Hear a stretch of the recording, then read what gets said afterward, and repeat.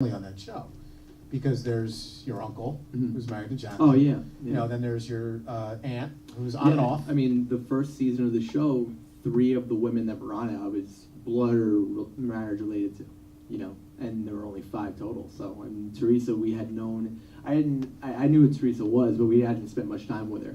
And then Danielle Staub was a complete stranger, and you know. What is Danielle Staub doing now? I have no idea. No idea. I mean, you know, Johnny? Being miserable somewhere in a big house. Yeah, right. What's so crazy about it is, like, a lot of people just kind of assume when you go through this with somebody, whether it's Danielle or, you know, they talk about Teresa, even in some cases members of your own family, that you, like, you've got this weird bond that you stick with the whole, it's not like a fraternity or sorority or something. I mentioned to you on the show, the last show, I didn't think you guys were going to last because your mom is very protective of your family.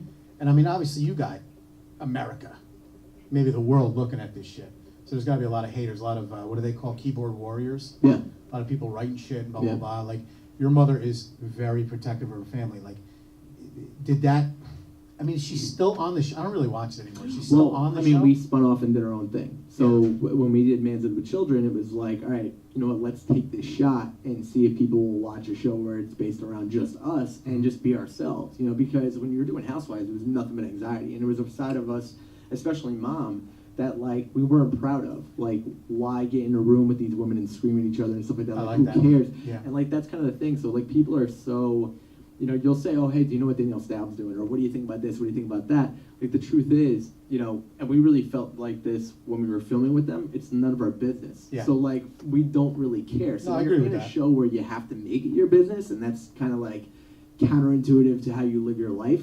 You know, you want to kind of break off, and that's what manzo'd's been, and, you know, thank God it's been going for as long as it has. You know, the last 2 seasons have been a lot of fun, and I saw the first episode of the 2nd season when your brother got the idea to take pictures of you guys as babies. That was funny. I like Chris that. is on another level, man. He's just extremely funny. Fuck, didn't he come to the show? You gotta like. The second time I asked Chris to come in, and he didn't come in. Well, you didn't ask him the first time.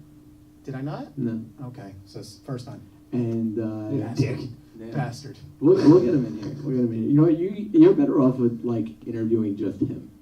Like me. Albie, you're my guy, man. I still love having Albie. He's gonna blow your mind. I told Epi, I said he's gonna bring his brothers, and I'm not bringing Rich in because Rich is just all night. He's gonna crack jokes. He's hilarious. And I just said, look, it's enough with his brother. I said, the whole freaking show is gonna turn out to be Rich Carlucci and Chris Manzo throwing jokes. Well, he's mellow. It's not like a joke thing. Like, I don't think, like, we talk about it all the time. He's radio funny. You know what I mean? Like, I got a lot of respect for the stand-up game. Like, I couldn't do that in a million years. Neither can Rob or Johnny. They try here. They've tried. John, you hear this? Yeah. Hey, Gene, are they successful? Oh. Rob and Johnny up on this stage right here? Yes, they are. Yeah, he was paid to say. Yeah, so fuck you. Okay, thank you. Rick. So, I don't want to piss off the listener.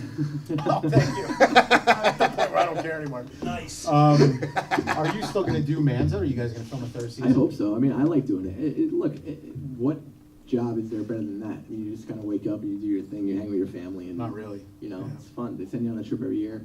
It's a great time. Now, you guys are officially off of Housewives. Yeah, we've been off now. Your mom is off now, too? Yeah. Okay, so now they shot season 6 without her. They're filming now without her. So, yeah, that was a decision we pretty much made. So I know we were talking about this a little bit earlier. So, like, how often would they be filming? It all depends. I mean, manzo'd, believe it or not, we film a lot more for manzo'd than we do for Housewives. Like, the amount of hours on tape. Housewives, like, you know, you have to understand, too, like, I'm someone's son. So, like, I wasn't filming nearly as much as Mom, but even on Housewives, I'd film at a bare minimum 3 days a week.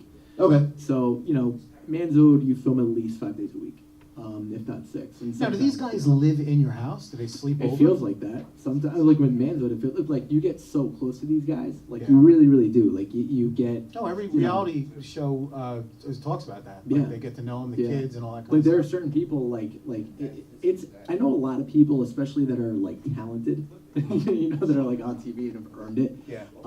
Just kind of look down on reality TV and stuff like that. But I gotta be honest with you, like, it is not as, like, being yourself and being comfortable being yourself and having that, like, be able to just say screw it this is the day I'm having. Like, if I am in a relationship and we break up, being comfortable with putting that on there. Not everybody's okay with that, you know. So like, I feel like in a weird way, it's like you have to be really, really comfortable with the people that you're working with, down to the camera guys. And you're working with your guys, family. Well, I don't even mean so much that, like the guys that are holding the camera. Yeah. You know, you have to feel like you're all on the same page and they care about you and stuff like that. Now, if you had a moment, I'm sorry, Craig. I Yeah. interrupted you. If you had a moment where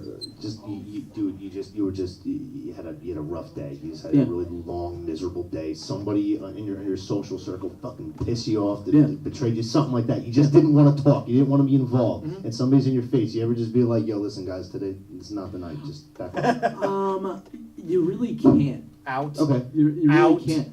I mean, there have been a couple times, like, look, I got thrown out of law school, found out I was getting thrown out of law school literally on camera. We sat down to film a different scene. Like, And your mom started crying. well, yeah. I remember So, that. like, we sat down to film a scene, and I got the I letter. stalked you, Albie. I Like right remember there. that. And then I was there. I was there spiritually. there's so many things that have happened. Like, literally, like, I've filmed scenes where I've walked into a bar, right? And I will have gone through a breakup as I'm walking into the bar.